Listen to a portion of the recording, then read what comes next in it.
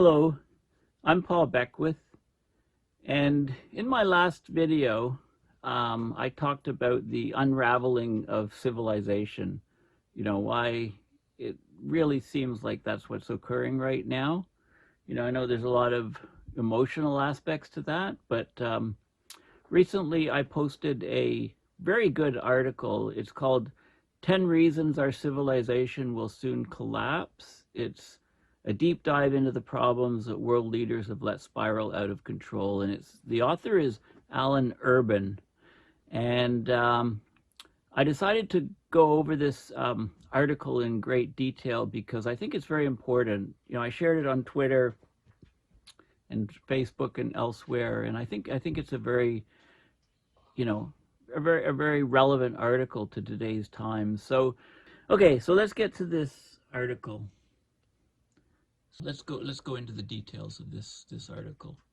Okay, so here's some wildfires coming up to an urban area. Could be in any number of countries. So this article was just posted. That's right, our entire global industrial civilization is going to collapse. And soon, which means within the lifetimes of most people alive today. And that's a lot sooner than most people would expect. So this is quite a claim. It's a pretty terrifying one. If you're under 50 or so, well, even if you're above 50, you know. So in this article, there's 10 problems that the world is facing that are listed. Each one of these problems individually could cause the collapse of civilization all on its own. Which means if even one of these problems isn't solved, our civilization is basically coming down, doomed. So what do we mean by that? What do we mean by collapse? It doesn't necessarily mean that humans will go extinct. Well, that's certainly a plausible scenario given the many existential threats we're facing. It's still unlikely. I agree with this. I think McPherson is just wrong to be focused on extinction and focused on dates of extinction. I think that's just a wrong approach, and I think he's discredited himself by trying to give these firm dates and numbers over the years. People just don't believe that. But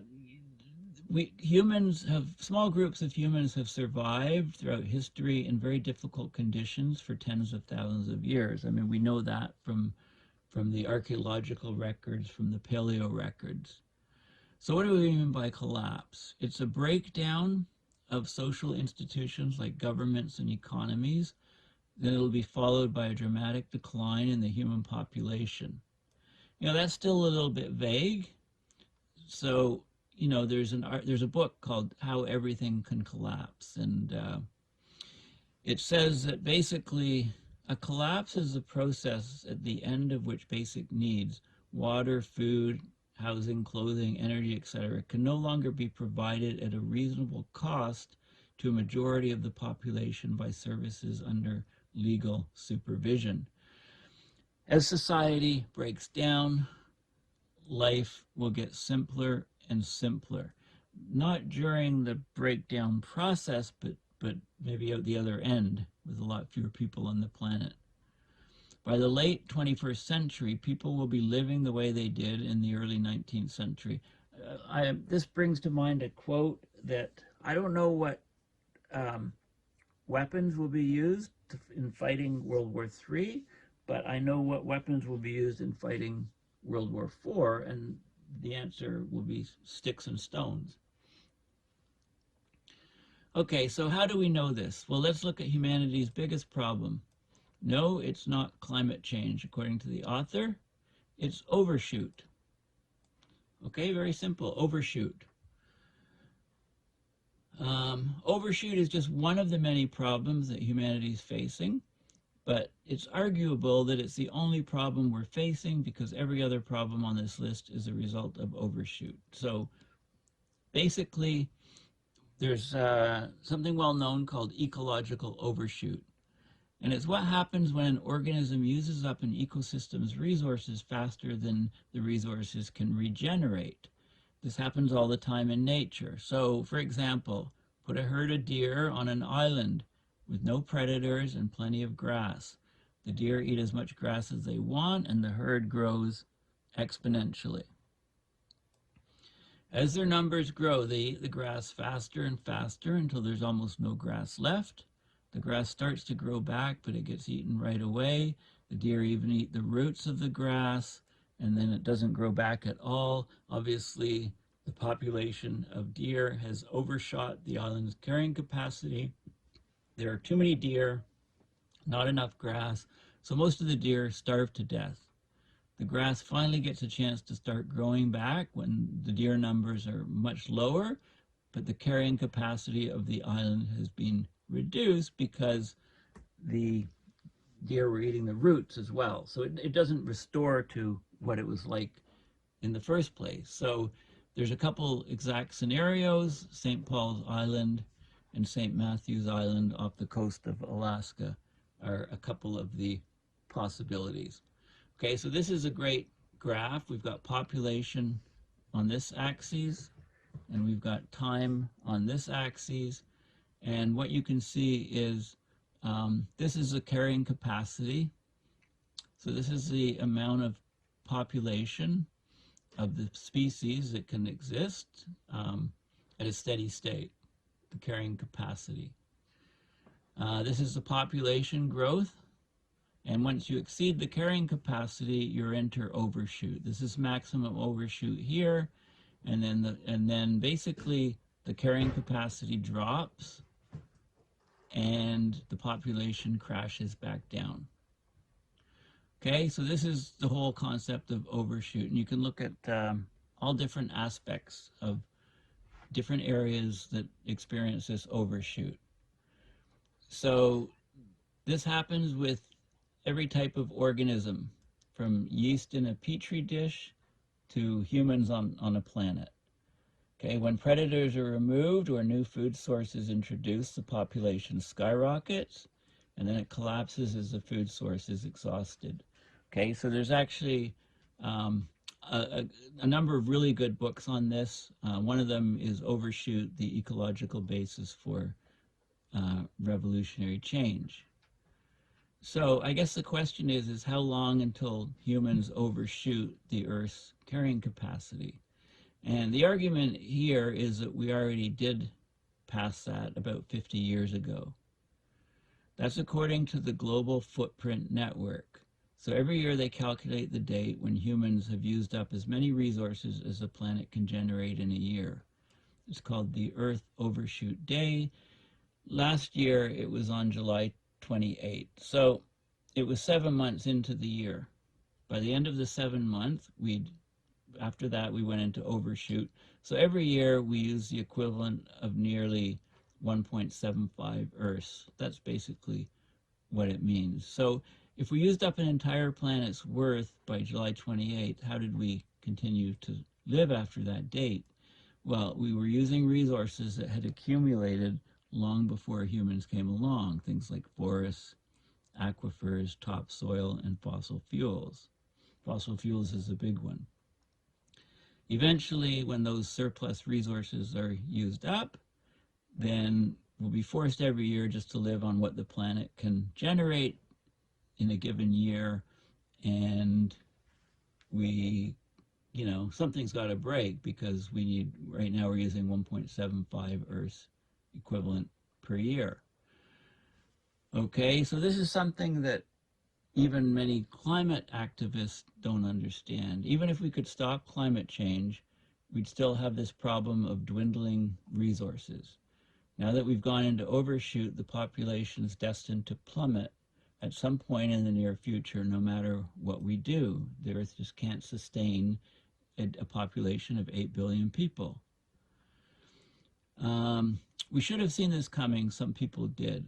Why did anyone think that infinite growth on a finite planet was possible, right? This is just not physically possible. It's not reality that you can have infinite growth. Our planet has a limited size, and eventually the infinite growth surpasses the carrying capacity of the planet, and things collapse. But I think most of us knew intuitively that the limits would be reached of what the planet could support, but we kind of assume, at least economists assume, that the planet resources are infinite, or this sort of thing would happen far into the future, long after we're dead, and we don't think far into the future at all. We think day to day. It's become shorter and shorter time frames. And that leads to the interesting question: do we value human life in the future?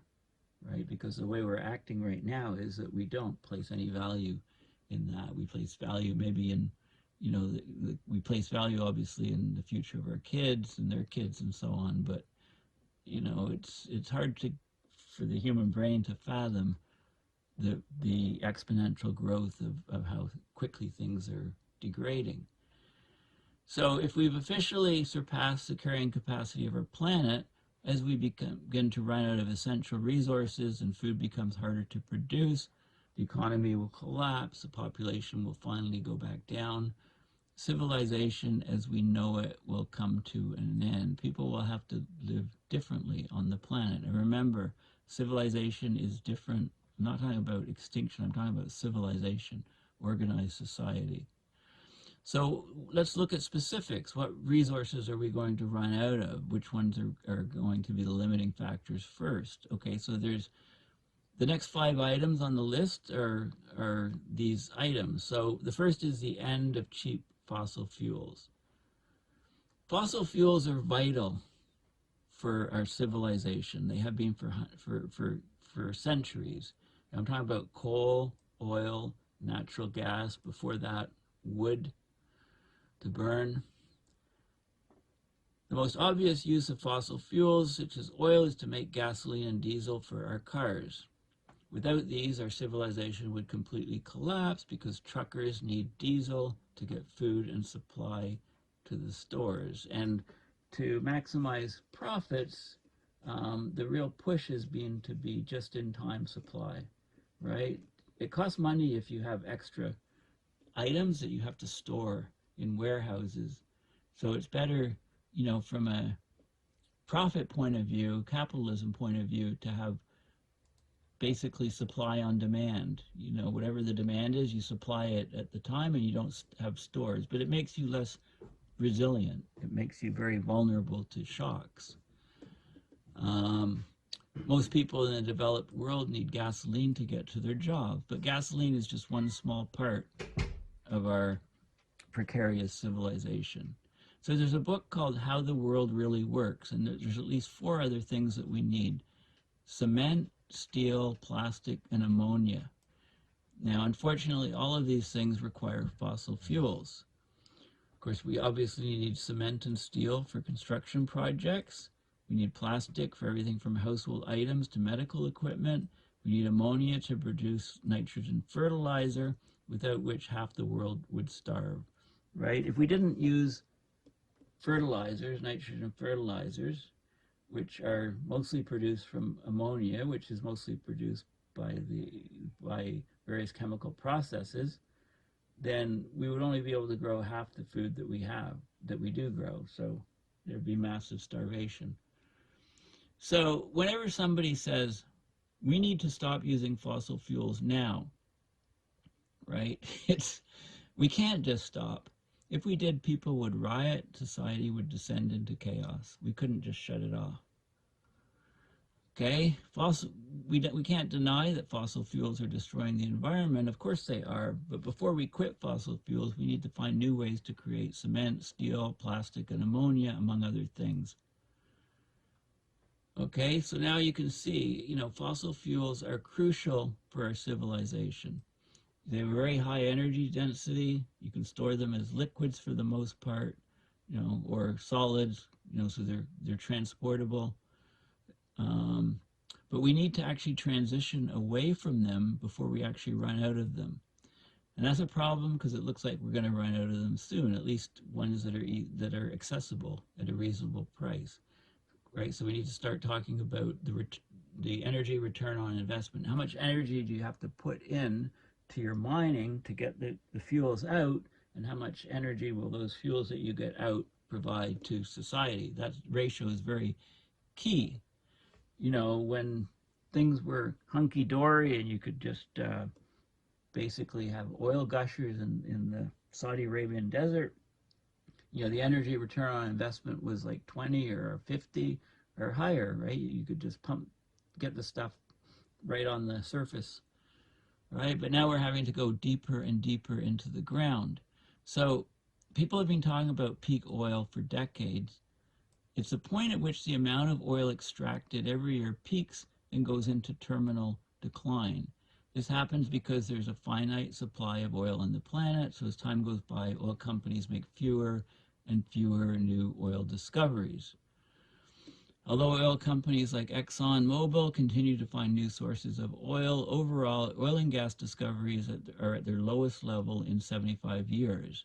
So many people believe we've already reached peak oil. There's signs that the worldwide peak oil production happened in 2018. Okay, and here's oil production from 1965 to 2020 with peak oil years. And you can see all the different sources of oil in the different regions. Okay, so, this is Africa, for example, peak in 2008. Mexico here, 2004. Europe peaked in 1999. Okay, and so on. And it looks like, here we are, 2018, maybe oil peaked then. Okay, this is the sort of thing you really see only in the rearview mirror. Okay, every oil-rich nation is producing less oil despite the fact that global energy demand is increasing. We're about 100 million barrels a day plus, something like that.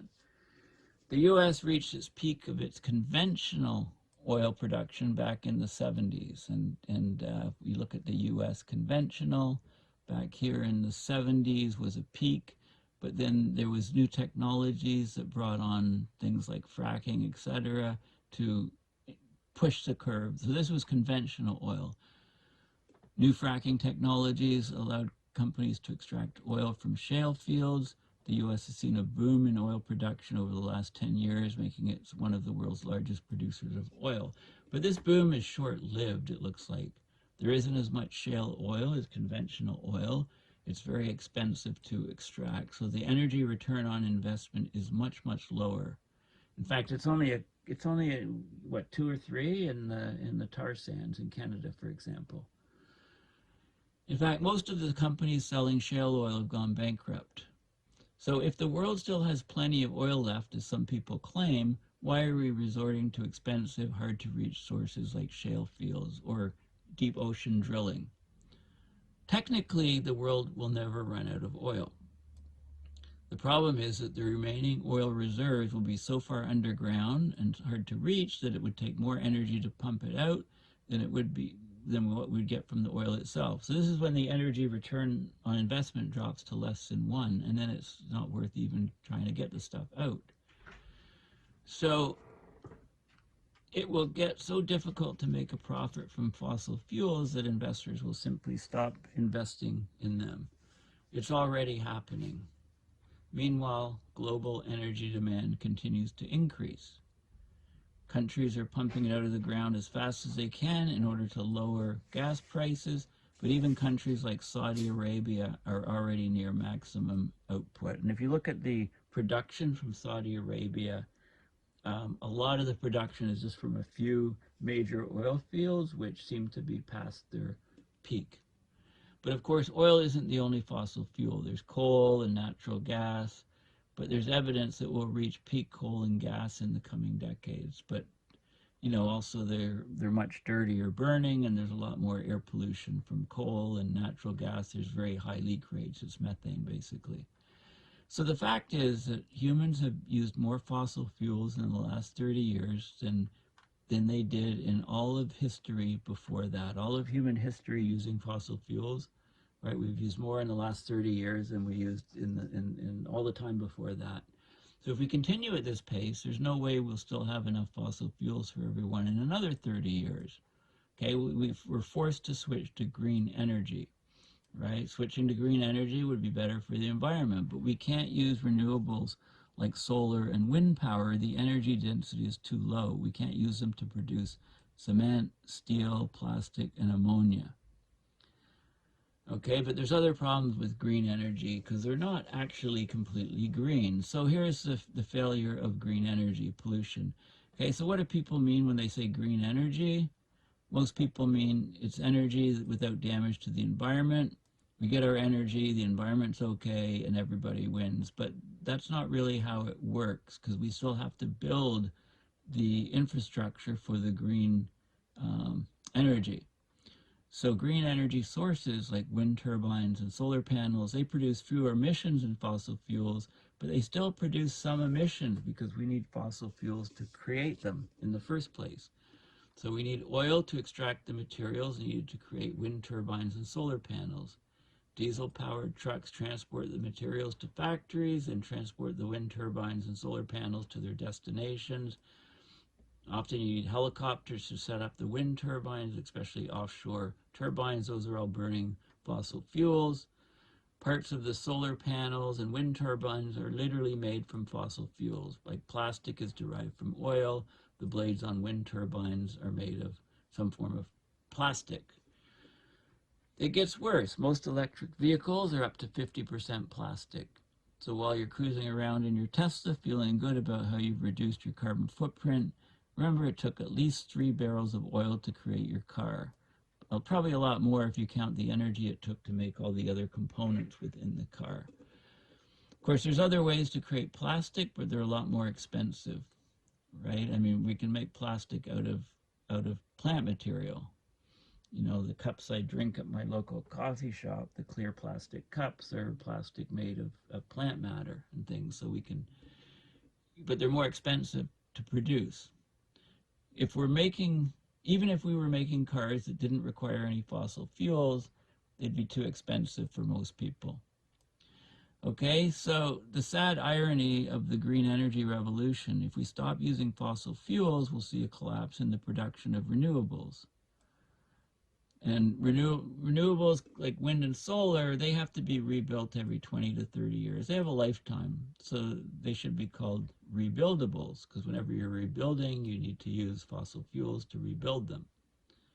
Okay, to make computers, solar panels, electric vehicles, and all sorts of other technologies, we need metals, lots of them. Okay, so metals are, there's lots of rare metals in our phones and devices, metals like europium, indium, manganese, neodymium, terbium, tungsten, and many others. So there's loads of metals in all of our devices.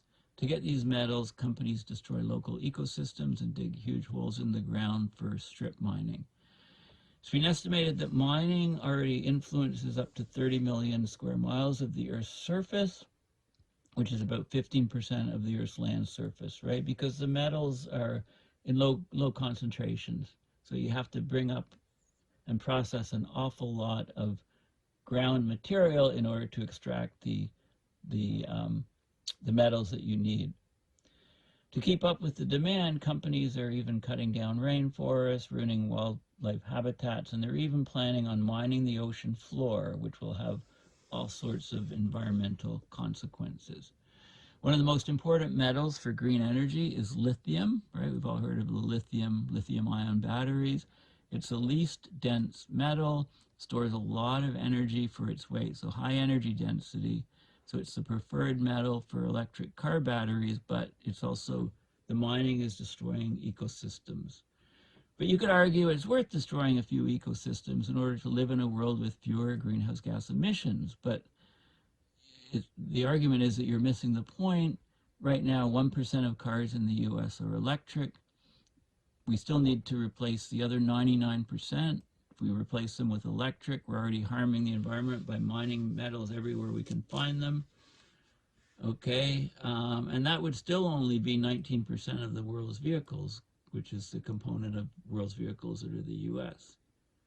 Now, I would argue that, yeah, we should get rid of 90% of all cars, 90+% of all cars, and then have these robo-taxis, which are full self-driving. People don't need to own cars, they just dial up on their phone, I need a car appears, almost instantly. Okay, then most people just don't need cars. We don't need parking lots, the road, we don't need the huge area of roads, et cetera, et cetera. So I think that's one of the ways that we'll go. Now, renewables only make up about 4.5% of world energy production, so we have a long way to go before changing the entire world's grid to green energy and replacing all gas-powered vehicles with electric vehicles.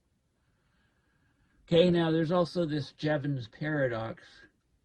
Okay, so even if renewables didn't need fossil fuels and didn't damage the environment, we're not switching to them fast enough to make a real difference because new sources of energy don't replace old sources. They simply get added to the total. Most people have this idea that humans have been switching energy sources for the last few centuries.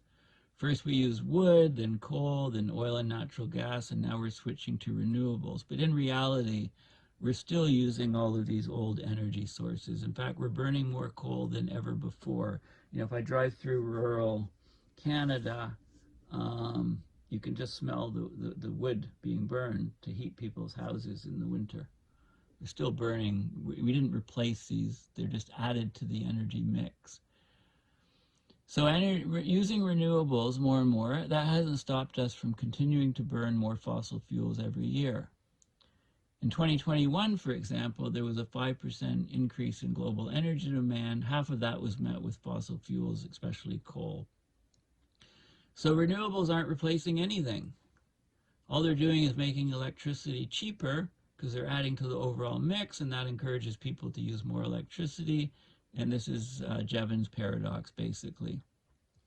Basically, when new technologies or government policy increase the efficiency with which a resource such as fossil fuels is used, the price drops. However, the lower price causes people to consume more, thus raising the price again and negating any efficiency gains. So a great example. In the 70s, most cars got about 13 or 14 miles per gallon. Then in the 80s, auto companies improved the fuel economy, and by the 90s, most cars were getting 19 or 20 miles per gallon. Did people save money on gas? No. Instead, they started driving more, going out more often, splurging on summer road trips.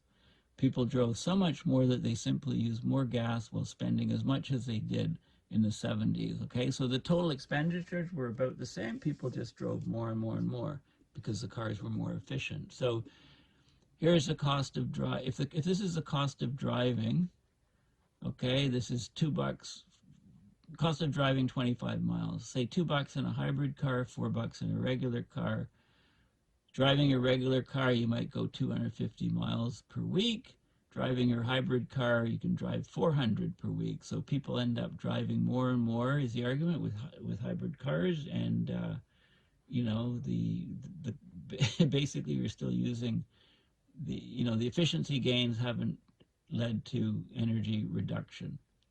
Okay, we're seeing the same effect with renewables. Wind and solar bring down the cost of electricity, causing people to use more of it until the price goes up again. Okay, so we have, when there's electricity cost is lower, then we all have, instead of one computer, we have multiple computers. We all have our smartphones. There's things like cryptocurrency and AI. All of these things drive up the usage of the computing power, causing it, using more and more and more energy. So that's Jevons paradox for you.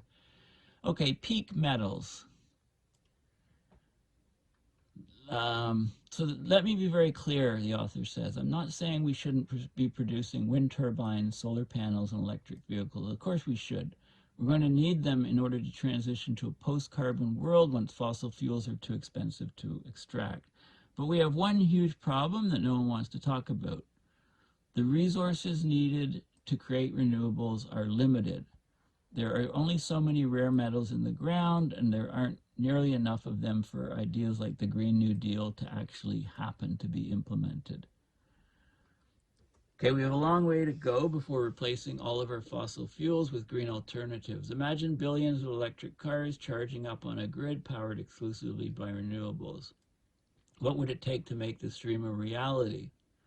Well, according to the International Energy Agency, to reach net zero by 2050, we need to mine 6 times as many metals as we currently are mining. This is a little bit of a problem since we're already mining metals as fast as we can. Okay, a little bit of a problem. It's a huge problem. Solar panels need tellurium, wind turbines need dysprosium, batteries need lithium. Given that only a small percentage of our grid runs on renewables and we're already struggling to mine enough metals, the dream of a Green New Deal doesn't seem very likely. And there's a good letter in the UK from a few years ago looking at just one country. To replace all UK-based vehicles today with electric vehicles, they need 207,900 tons of cobalt, 264,000 tons of lithium carbonate, 7,200 tons of neodymium and dysprosium, 2,362,500 tons of copper. The cobalt, that's 2 times annual world production. The neodymium, that's all the neodymium. The lithium is 3/4 of world production. This is just for one country. And for copper, it's at least half of the world's copper production. Okay, that's just one country. To replace the planet's entire fleet of gas-powered vehicles with electric vehicles would need far more metals than we have, okay? So this is why I say, well, this is an example given as to why the so-called Green New Deal is a fantasy, but I would argue this case with cars is, ownership becomes 10% of what it is now, or even 1%, and people just dial up on their phones when they want a car. And that changes the equation of transportation around the world. Okay, so we shouldn't, and then he goes on and says, I don't mean to attack people who support the Green New Deal. Their hearts are in the right place. We shouldn't try to create more renewables. We have to, but we won't be able to create enough to sustain our energy-hungry civilization. We can't even get rid of our gas-powered vehicles. Even if we could, transportation is only 27% of our total emissions anyway. Why can't we recycle these metals? Well, we do, but it costs money and energy to recycle them. To recover tiny specks of metals like indium and terbium from every smartphone that gets thrown away would be very difficult, if not impossible. A lot of these electronics are sent to third world countries where people by hand try to recycle what they can. But that's to make money, that's not for the environmental purposes, a business. Our only options are to search for replacement metals, search for new deposits, and dig deeper into current mines, and I guess mining the ocean. Right? Over time, the quality of the ore will go down. You can get less of the metal out per ton of ore. The metals therefore get more and more expensive. And it's already happening. After years of decline, the cost of renewables is going up because of the resource constraints, material constraints. Think about that. The transition to renewables has barely even begun, and we're already seeing diminishing returns. So for all the talk about why we need a Green New Deal, there's very little talk about how to enact a Green New Deal. And now you know why. There simply aren't enough metals to make it happen. Okay, so let's go to dwindling resources. Now that your dreams of a green techno utopia have been maybe destroyed or harmed or reduced, let's look at other resources that are in short supply. So rubber. Rubber is essential to the modern world. We need it for tires, shoes, wire insulation, conveyor belts, masks and gloves, seals on refrigerator doors, and plenty of other things. Is this true? Most people don't know, but rubber comes from a tree. It comes from the rubber tree. Hevea brasiliensis, a tree from South America. Problem is, climate change is making it harder to grow these trees. Droughts and floods are making them struggle to survive. Tapping too much of the sap, which is used to make rubber, can kill them. They're very vulnerable to white root disease. Climate change is making leaf blights more common. So there's been talk of a rubber apocalypse. There simply aren't any good substitutes for this wonder material, and so much for birth control when we have no more rubber, right? That's sort of an aside. Sand. Believe it or not, we're running out of sand. At least the type of sand that we use every day in construction. Sand is the second most used substance in the world after water. We need it to make glass and roads and concrete. Our civilization couldn't exist without these things. Just one house requires 100 tons of sand and gravel to build. So many countries have a strategic reserve of sand. Now, why can't we just go out to the Sahara Desert and scoop up all the sand we need? Because that sand is formed by wind. Okay, it's formed by wind blowing it, hitting rocks, wearing them down, etc. Which means that the grains are smooth and round. We need sand that's formed by water, the kind of sand that is rough and has jagged edges. That sort of sand comes from beaches and riverbeds, so that's the type of sand that we need. So the world's tallest building, the Burj Khalifa, I think it's in Dubai, it's surrounded by sand, but it's desert sand. If they use that kind of sand, I didn't know that, but if they use the kind of sand in the desert to make concrete, the building would have collapsed, right? You need to use, they imported thousands of tons of sand from Australia to mix, to make the concrete. They couldn't just take the desert sand. Okay, this is a key point, and I didn't realize this until I came across this article. So sure, we can take sand from the beaches and riverbeds, both of which are terrible for the environment, but since it's so heavy, it's expensive to transport. So as we use up the most convenient sources of sand, sort of local sources, we're having to ship it further and further. We could also crush rocks to create our own sand, but that's very energy intensive. So it's becoming very, very expensive. Sand is so valuable that there are actual sand mafias in places like India and Morocco. They bribe officials to look the other way while they harvest sand, ignoring the consequences to local ecosystems. If anybody gets in the way, they get killed. The problem is only going to get worse. Okay, so here's a graph, global scarcity. This is demand for sand and gravel for construction is rising faster than natural sources can sustain. So this is billion tons per year of sand demand rising up quickly. And this is sand availability. We're reaching limits. We've reached limits of sand availability. So when we run out of sand, you can use crushed stone, but then it's very, very expensive, or you can go further and further away to get sand, and then it becomes more expensive because it's very heavy and you have to ship it to where you're using it. Okay, so rubber and sand, and now fertilizer. This is very frightening. Our entire civilization depends on nitrogen fertilizer. Without it, our crops would not produce enough food for everyone, not even close, maybe half. Okay, we'd be able to grow half what we grow without fertilizer, if that. Fertilizer prices are at record highs, partly because of the war in Ukraine, but it's mainly because natural gas prices are near record highs, and there's many reasons for this. Natural gas accounts for 80% of the price of nitrogen fertilizer. We need natural gas to do the chemical processes to get the nitrogen fertilizer. As the world begins to run out of natural gas, fertilizer is going to get a lot more expensive. Many farmers have to cut back on production, so that means higher food prices come harvest time, also lower yields.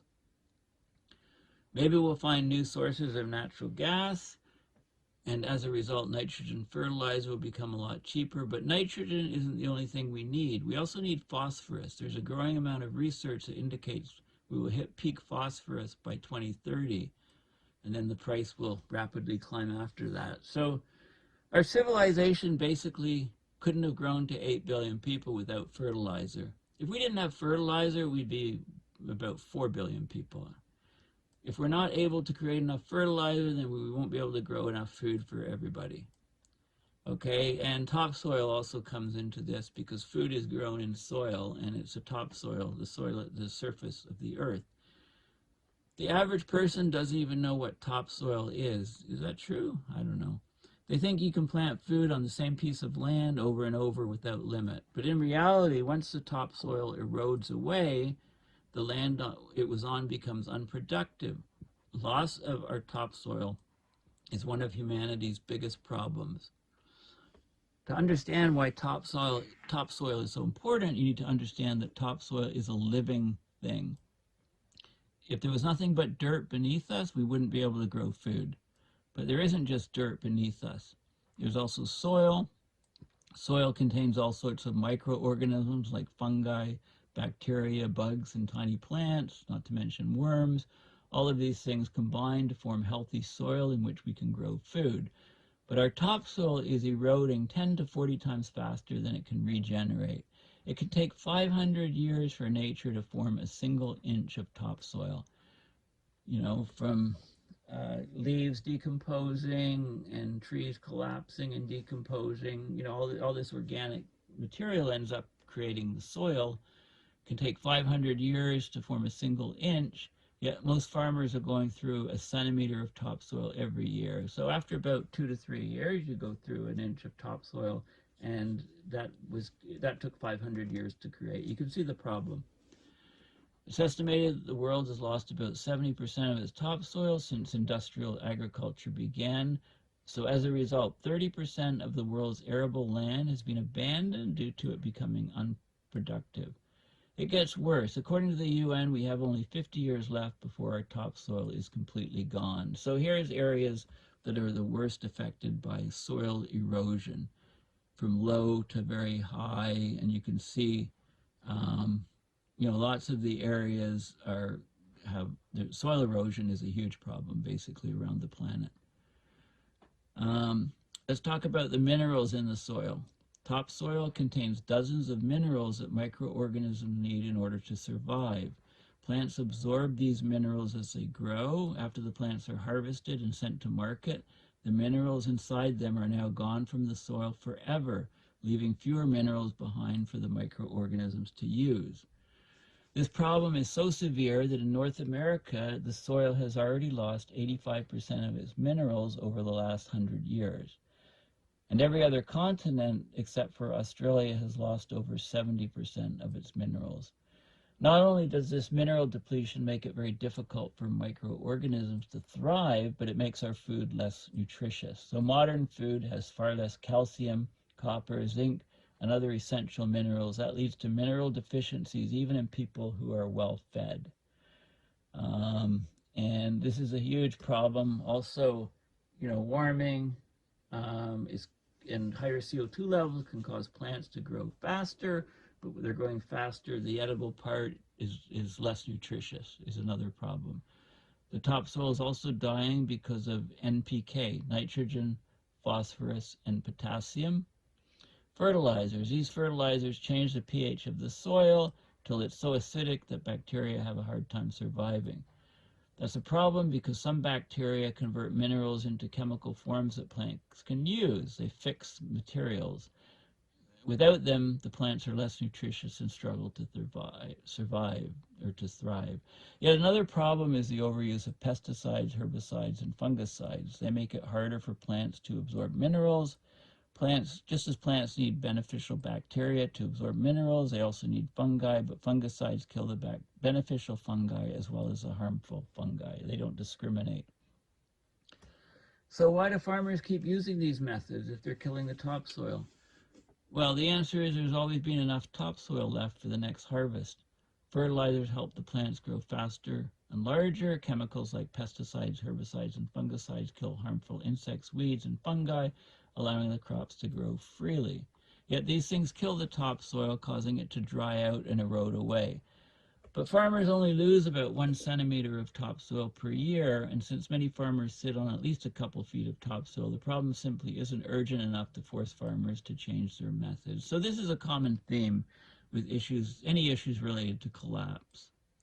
Since people only live 70 to 80 years, they have a hard time considering long-term problems that extend beyond their own lifetime, and an even harder time making drastic changes to their business practices, especially if doing so would mean earning less money.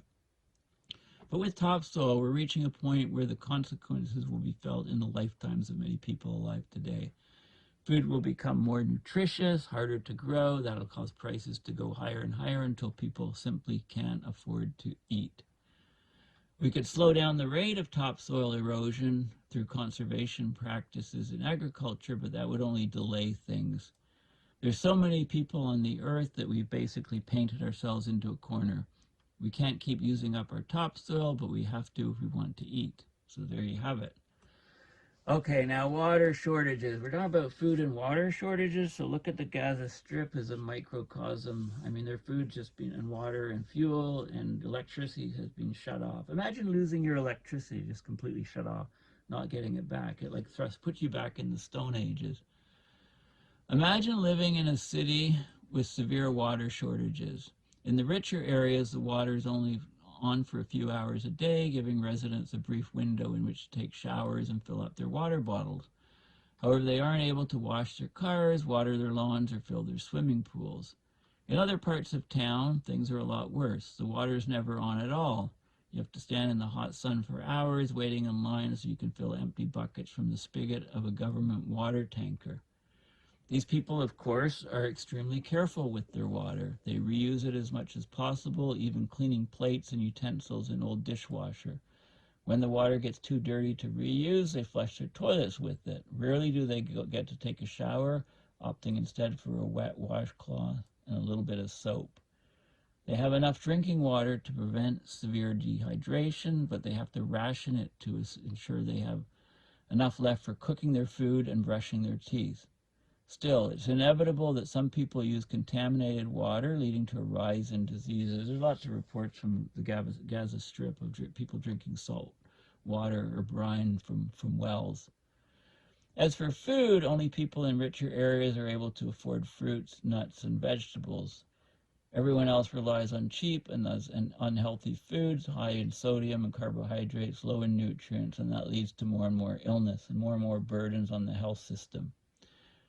But those are the lucky ones. Because crop yields are so low, food is very expensive, so the poorest people barely get enough food to survive if they can afford it at all.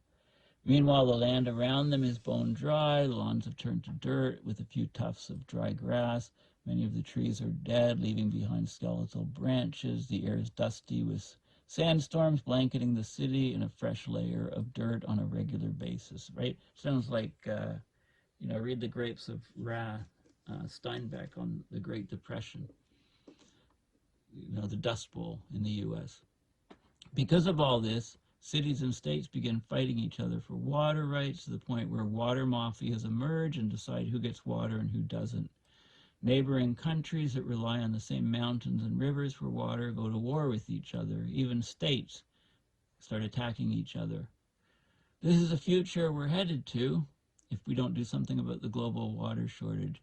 In fact, life's already like this in many parts of the world, like India. So here's a world map of drought risk, and you can see very high, medium to high. You can see all of these different countries. There's a lot of water stress and drought risk around the world. Okay, the drought is the killer.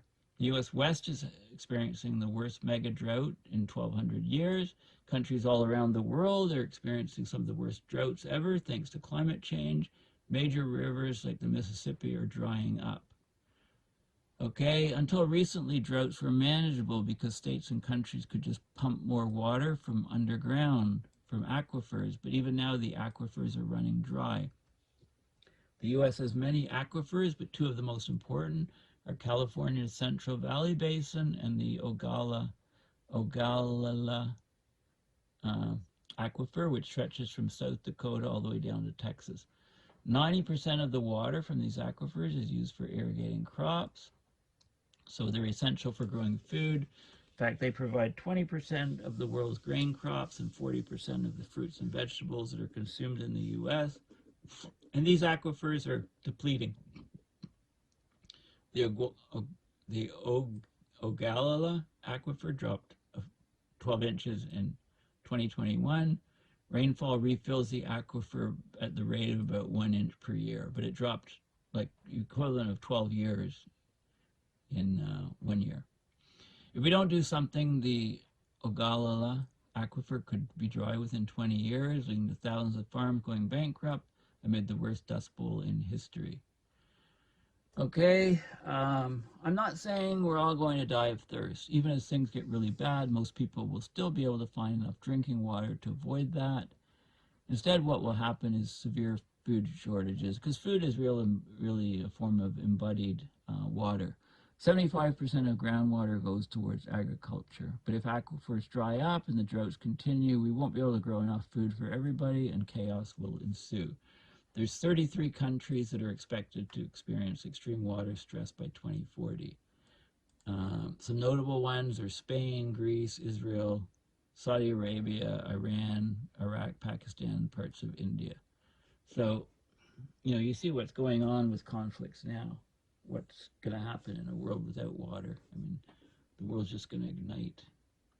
Of course, Pakistan and India are both nuclear-armed nations. They hate each other. India only has a few years left to solve its water crisis, otherwise hundreds of millions of lives will be at risk. We wouldn't be running out of groundwater if it weren't for all the droughts happening around the world.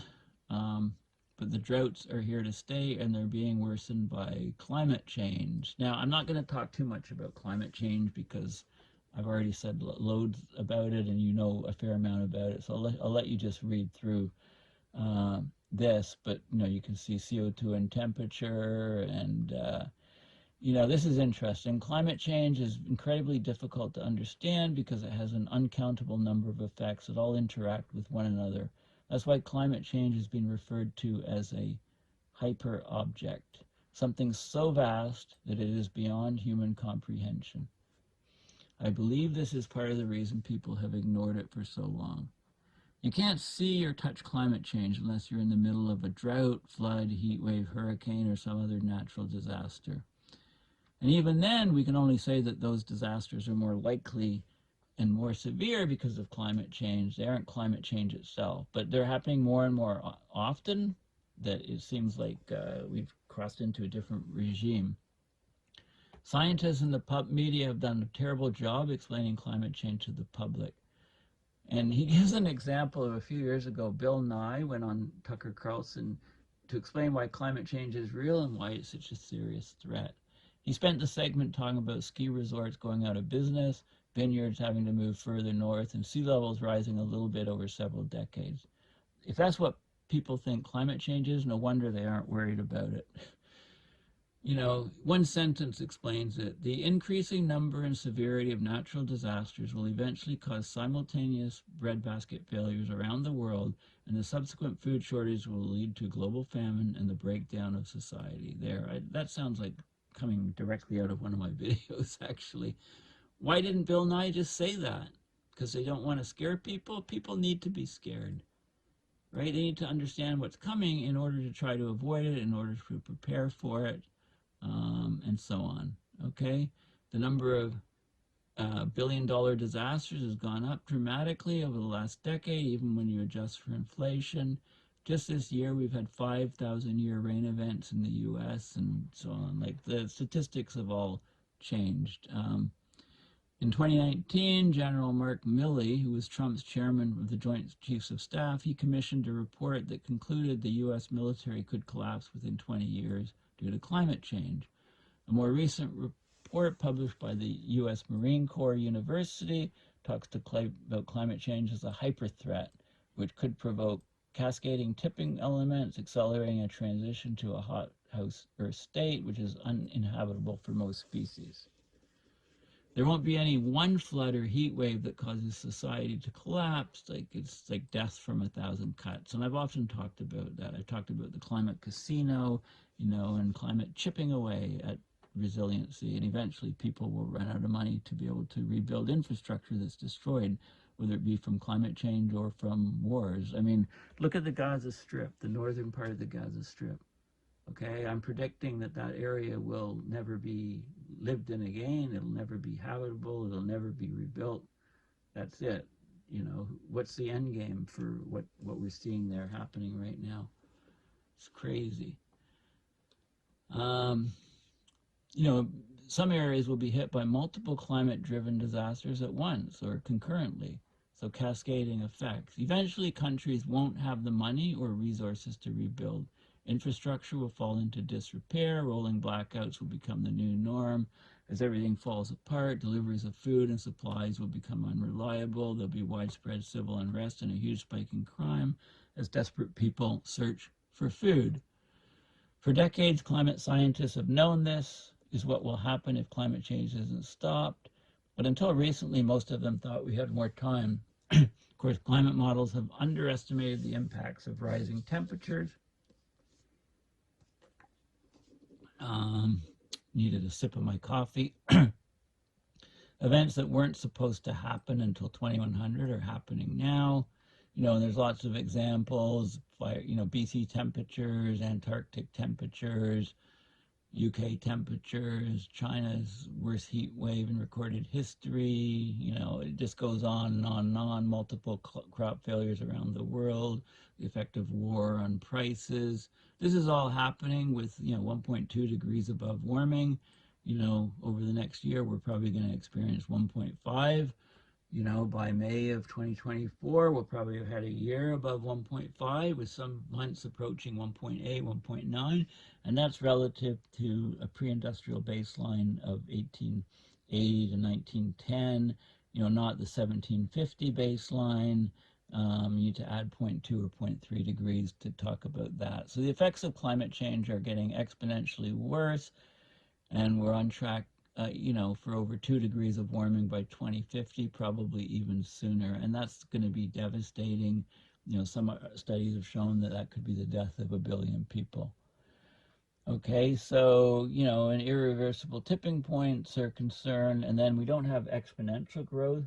We have Heaviside function growth, or, a step function up and then staying in a different state.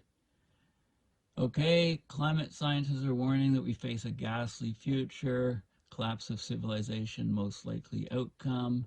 James Lovelock proposed the Gaia hypothesis. He said that we should enjoy life now because in 20 years, global warming will hit the fan.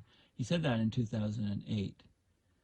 Okay, of course, we can't give up. The faster we draw down our use of fossil fuels, the less damage we'll do in the long run, but we're going to exceed 2 degrees no matter what we do.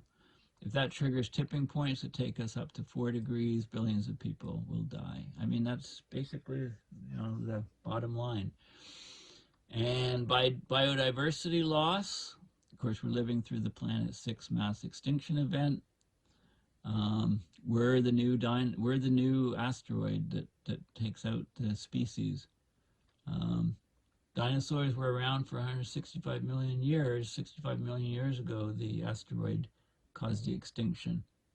This time it's us. It's amazing how few people know this. Once again, the media has done a terrible job explaining the severity of the crisis. So let's take a look at what's happening to wildlife around the world. We've killed off 83% of wildlife since the dawn of civilization. Most in the last 50 years. We've wiped out 69% of animals since 1970. This is visualizing the regional decline of Earth's biodiversity. Okay, this is a Living Planet Index. It tracks the abundance of mammals, birds, fish, reptiles, and amphibians. And you can see the decline in North America, Europe, Asia, Latin America, and Caribbean is the worst, 94% decline. Africa, 65%. Just think about insects. Think back to your childhood about all the bugs that would be stuck on the car. You'd have to clean all the dead bugs off your windshield. Well, you almost see no bugs now. That's just an anecdote which shows, where the insects go, we've killed them all through pesticides, habitat loss, climate change. We're witnessing the insect apocalypse, and it's our fault. Flying insect numbers have plunged by 60% in less than 20 years. So what's the big deal? Bugs are annoying. It's a big deal because bugs form the foundation of our food chain. If that foundation erodes, and every living thing that depends on it will struggle to survive.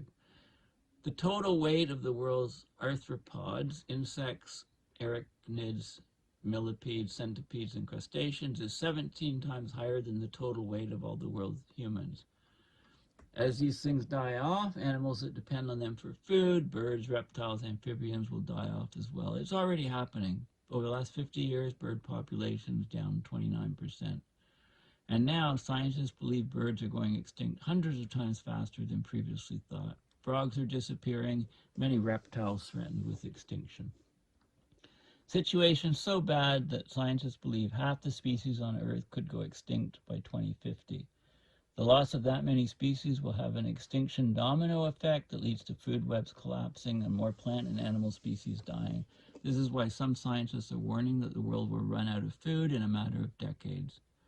Modern people, especially those in the Western world, are so used to living in cities that feel separate from nature, they've forgotten that cities depend on nature for their existence. We need nature to have fresh air, clean water, and healthy crops. So basically, we're destroying our life support system. Environmental degradation is now considered a threat to humanity, which could bring about societal collapses.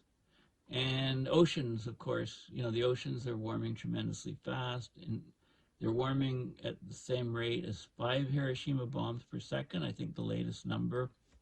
The Earth energy imbalance has skyrocketed in the last few decades. So I think we're up to about 11 Hiroshima bombs per second. So we're heading for a mass extinction event in the oceans on par with the Permian extinction. That was the Earth's largest mass extinction. 90% of all species went extinct, and that was, about 250 million years ago. Collapse of fisheries, about 3 billion people eat fish as part of their daily diet, right? So this is a huge problem. Decline of phytoplankton that make up the base of the food chain. Phytoplankton populations have declined by 40% since 1950. They decline about 1% per year. So our days on this planet seem very numbered. Okay, phytoplankton aren't just important for feeding other ocean life, they create at least half of the oxygen that we breathe. So if the ocean dies, basically we all die. It's not just animals that are dying, it's plants too. Deforestation is happening faster than ever before. Brazil set records of how fast they're cutting down the Amazon. It slowed, over the last year with new politics, new government, but plants are going extinct 350 times faster than normal. So we're destroying our life support system. It's not dying, we're actually actively killing it. And we're killing it at faster and faster rates. So some researchers believe we only have a 10% chance of getting through the next few decades without societal collapse. There you go. So they think we have a 90% chance of societal collapse in the next few decades. And then there's just a few more. So migrant crisis, of course, and he gives an example of the Syrian refugee crisis as a result of the Syrian civil war. So the severe drought worsened by climate change occurred from 2006 to 2010. 60% of the nation of Syria was turned into desert, the longest drought Syria faced in 1,000 years. 75% of Syrian farmers basically suffered total crop failure. 85% of all livestock died. So 800,000 people lost their income. 1.5 million people moved from rural areas to urban areas in search for work, and that caused a lot of tensions among the different groups. So the Syrian civil war began March 15, 2011, and it got worse and worse. There was more infrastructure damage and so on. About 13 million refugees left their homes. Half of those left the country entirely. 3.6 million in Turkey, 2 million in other countries in the Middle East. Many people came across to, other places, to Europe and North America. So just think about it for a second. You're in Syria at the time. Your home or local infrastructure has been destroyed. 90% of people are living in poverty. Disease taking off. Families are starving. Crime's out of control. Militant groups want to recruit you or your children to fight in the war. Wouldn't you try to leave too? You'd be desperate to leave, especially as a parent. You do everything in your power to get people somewhere safer, and that's what millions of parents did. They literally risked their lives trying to get to Europe. Thousands of them died on the dangerous journey across the Mediterranean. For those that made it to Europe, most of them were and still are treated very poorly. Europeans see them as outsiders who are bringing crime and disease, stealing jobs. Right? People had no choice. And when there's a huge influx of foreigners into a nation, it causes racism and xenophobia to flourish. That's a fact of human nature. People are distrustful of people who are different from us and who belong to a different group, especially if the arrival of these people coincides with economic problems. So there was a huge surge in right-wing extremist groups across Europe, including neo-Nazi groups, even in Germany. anti-migrant policies, xenophobic leaders being elected, massive border walls being put up, right? In fairness, a country can only handle so many refugees. Okay, so anyway, the Syrian refugee crisis is the largest refugee crisis of modern times, and it was only 7 million people leaving the Middle East. The climate crisis is expected to produce up to 1.5 billion migrants by 2050. Even if half of them leave their home countries, it will be a refugee crisis 100 times worse than what happened in Syria. So the world is just not ready for this. There'll be chaos and tension, the likes of which we have never seen. Human life will become, much cheaper, basically. The Middle East is home to about 547 million people, and it could have as many as 724 million by 2050. But according to scientists, the Middle East is literally becoming uninhabitable, right? Some places are becoming uninhabitable by war, and it's horrifying, but climate is going to do far, far worse. The Middle East is warming twice as fast as the rest of the world. By the time the world is 1.5 C warmer than pre-industrial, the Middle East will be 4 Celsius warmer. Heat waves will be so severe that if you don't have air conditioning, you will simply die to the high wet bulb temperatures. Power grids will be strained, more people running air conditioning, and if the power fails, then that guarantees tens of thousands of heat-related deaths, even hundreds of thousands. That will encourage more people to move north. Right? The Middle East is already experiencing severe droughts, which is a problem when 70% of the region's agriculture depends on rain. Lakes and rivers across the region are drying up, less water for people and crops. It's disrupting the flow of electricity if there's hydroelectric dams, so water scarcity causing huge conflict. And other regions are getting too much rain. Like the floods in Pakistan created a huge 100-kilometer wide inland lake. Millions of people were homeless, wheat crops were destroyed, causing Pakistan to look for Russia for more wheat in a world that's already running low on food. And then, of course, sea level rise. The Middle East will lose several major coastal cities by 2050. For example, Basra, the second largest city in Iraq, could be mostly underwater by 2050. That's 340. Latest research indicates that up to 340 million people will live below annual flood levels by mid-century. And that's even with sea level rise expectations that are much lower than what will probably happen. Okay, so we're going to see a huge rise in the number of wars, both civil and regional. People are going to fight for whatever resources are left, and refugees will be viewed as undesirables who need to be deported, imprisoned, or executed. And this is just a fact of human nature. There's a peer-reviewed study called Climate, Conflict, and Forced Migration. It confirms that climate change will lead to more wars and more refugees. And, here's some of the loops here. Climate, you get drought, crop failure, poor natural resource management. That causes conflict over scarce resources, demographic pressures. Conflict displaces people, and so you get migration, and climate itself causes migration, and these things are all in these vicious loops leading to civil and regional wars. Okay, and the last thing is 10, increasing conflict. So, of course, Russia and NATO in a dangerous proxy war in the Ukraine.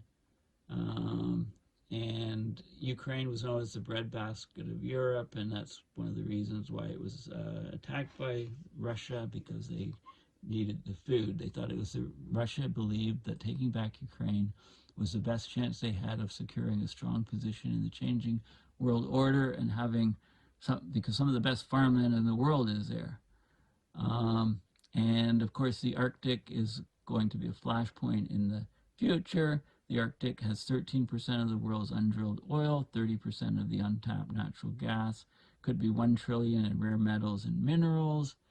And as the Arctic melts and summer sea ice begins to disappear, the transpolar sea route will be the fastest way to get around. So there'll be, much more shipping through the Arctic, and there's lots of countries that are laying claim, and the Arctic could easily become the center of global conflict, possibly even leading to World War III, if we don't hit that because of what's going on in the Middle East right now. This may sound far-fetched, but keep in mind that China owns about 2/3 of the world's rare earth metals and minerals. Okay, so this is a major threat to the US empire, so they'll do everything they can to get control of rare metals and minerals, and a lot are in the Arctic. Of course, India and Pakistan are both nuclear powers. You know, water is a huge problem. Many rivers cross the India-Pakistan border. Water is a major source of tension between them. India and Pakistan have both agreed to something called the Indus Waters Treaty. It gives control of 3 eastern rivers to India and 3 western rivers, including the Indus River, to Pakistan. Both countries have been accusing each other of violating the treaty. Right? They hate each other, and they're 2 nuclear-armed nations, and even a small-scale nuclear conflict could cause global famine by could cause a global winter, and a darkening. All the ash in the sky blocks some of the sunlight enough to cause a global famine, nuclear winter. It's a term I was looking for. Pakistan will face major water scarcity by 2025. India's water project is projected to be twice the available supply by 2030. It's hard to imagine these 2 countries getting along when these things are happening. It looks like Pakistan's government's headed for collapse, which would be a disaster for the world. Okay, they just had their worst flood in history, so there's all these economic issues, food insecurity, and the nuclear arsenals, right? And then there's other things here, like the Middle East, the fight over resources. Israel, Saudi Arabia, and the US would love to overthrow Iran's government and take their oil, but it's likely that Russia and China would come to their defense. There's North Korea, right? So as climate disasters destroy infrastructure around the world, as crucial resources become harder to find, many countries will turn on each other. Of the 25 countries deemed most vulnerable to climate change, 14 are already mired in conflict. And this is just the very beginning. So, climate change is an existential threat to our nation's security, according to the U.S. Defense Secretary. The Department of Defense must act swiftly and boldly to take on this challenge and prepare for damage that cannot be avoided. Food insecurity, and then of course there's a nuclear annihilation threat. Humanity is just one misunderstanding, one miscalculation away from nuclear annihilation. That's said August 1st, 2022, from the UN Chief Secretary General Antonio Guterres. Countries are spending hundreds of millions on doomsday weapons, which give a false sense of security. Meanwhile, the risk of nuclear proliferation is increasing, and the guardrails to prevent the nuclear escalation are weakening. Okay, so over the past 70 years, we've gone to the brink of nuclear Armageddon over a dozen times, and that was during a time when fossil fuels were plentiful and food was becoming more and more abundant. As food becomes harder to produce, both due to climate disasters and a lack of fossil fuels needed for industrial agriculture, we can expect to go to the brink of nuclear annihilation again and again. But will we go over the edge? Okay, and in the conclusion, it talks about the overall thing exceeding the carrying capacity of the planet, and all of the issues, all of the chaos and things. Things are so bad that even without nuclear war, we could see human extinction by the end of this century. But and there's not even stuff here on, barely touching stuff on climate tipping points, crumbling infrastructure, millions dying from pollution like air pollution, increasing risk of deadly pandemics, and so on. Okay, so I guess some people are saying, well, if we're all doomed anyway, then what's the point of scaring people? Why not just let them live their lives? It's a fair question. And the answer is that the more people that know about the predicament and start preparing for what's coming, the greater chance humanity has of surviving this century and creating sustainable societies in the distant future. Okay, so anyway, this is a very, very lengthy article, very, very hard-hitting. It gives 10 reasons our civilization will soon collapse.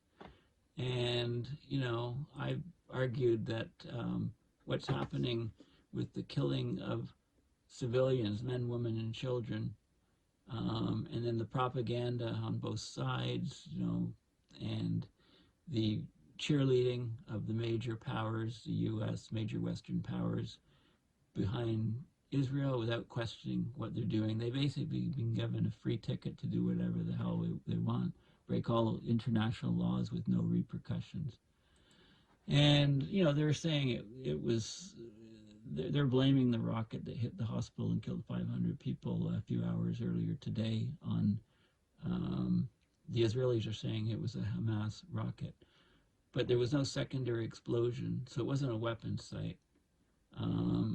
It's people heard whistling, so a JDAM 1,000-pound munition by yield.